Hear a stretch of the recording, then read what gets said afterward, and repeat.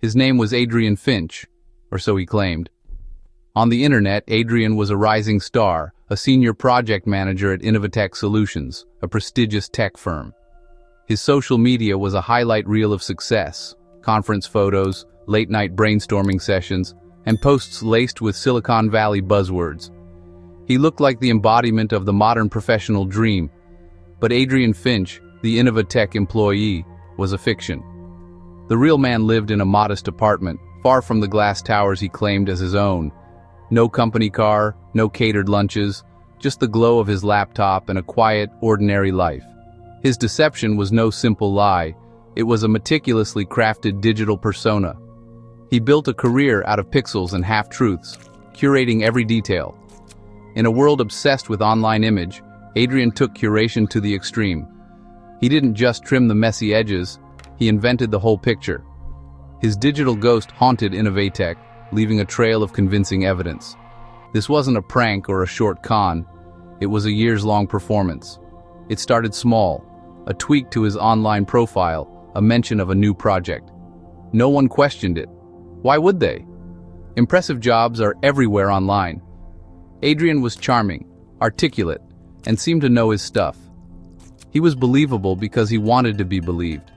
In our fast-scrolling digital culture, belief often comes without scrutiny. Adrian's story is a cautionary tale about identity, ambition, and the strange power of the internet. It's a reminder. Sometimes the most convincing stories are the ones we most want to believe. And sometimes they're not true at all. Adrian's deception was built on digital smoke and mirrors. He crafted a flawless professional profile, listing Innovatech as his employer and filling it with industry buzzwords. Former colleagues unknowingly endorsed him for skills he didn't have, adding legitimacy. He snapped selfies outside Innovatech's building, captioned with motivational cliches. Stock images of modern offices became his workspace. He mimicked the language of real employees, sharing company news and congratulating colleagues online. Adrian never made claims that could be easily disproven. He was always just part of the team. He commented on posts, engaged with real employees, and built a web of superficial connections. To outsiders, he was just another face in the digital crowd. He became a ghost in the machine, present but never truly there. For a long time, no one noticed. His illusion was nearly perfect. Adrian's secret relied on blending fact with fiction. He studied real job postings, memorizing responsibilities and jargon to sound authentic. When asked about his work, he recited well-rehearsed summaries of real roles. He attended Innovatech's public webinars, then discussed them as if he were an insider. He even applied for jobs at Innovatech, not to get hired, but to gather intel during interviews. He'd mention internal projects by name, picked up from these conversations.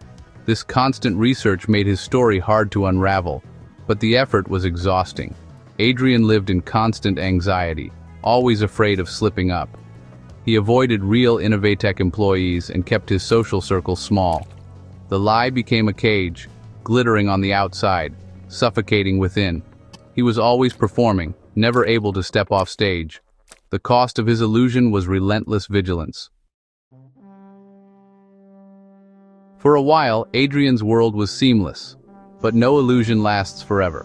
The first cracks were tiny. A former co-worker noticed timeline inconsistencies.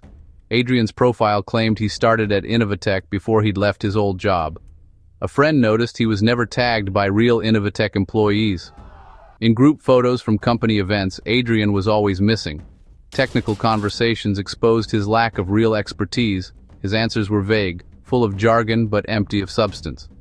A cousin, a software engineer, left a chat with a nagging sense that Adrian didn't really know his stuff. Old holiday photos surfaced, time-stamped during weeks Adrian claimed to be at critical work events. These small discrepancies began to add up. Each was a loose thread in his carefully woven story. As friends compared notes, suspicion grew. The whispers became questions. The questions became investigations. Adrian's digital ghost was starting to flicker. The illusion was unraveling, and the truth was closing in, The turning point came when Innovatech was featured in a business journal. Friends searched for Adrian's name among the company's leaders. It wasn't there. A skeptical friend reached out to a contact in Innovatech's HR. "Do you know Adrian Finch?" The answer was definitive. "No one by that name here."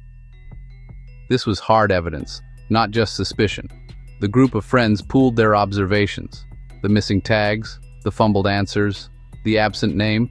They decided to make a formal inquiry to Innovatech's HR. The HR coordinator searched every database. No Adrian Finch ever. Realizing the seriousness, she escalated the issue.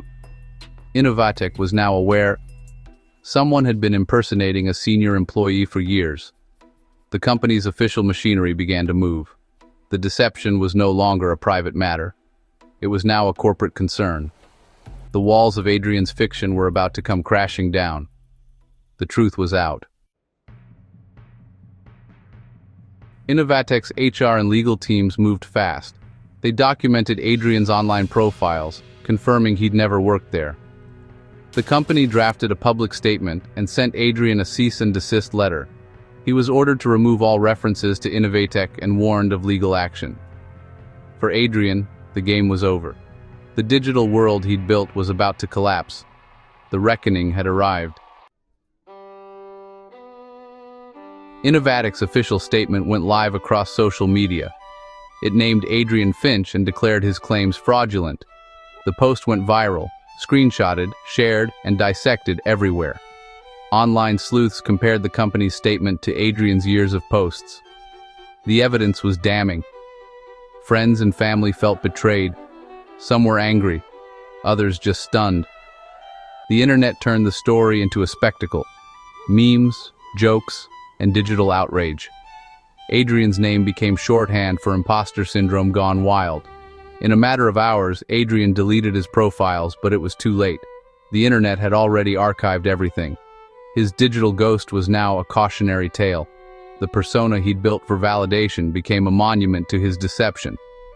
He was publicly shamed, his secret life exposed. The digital world he'd curated was now a permanent record of his downfall. Adrian vanished from the platforms he once dominated. But the story and the lesson remained. In the end, the truth had gone viral, and Adrian Finch was left with nothing but the echo of his own illusion.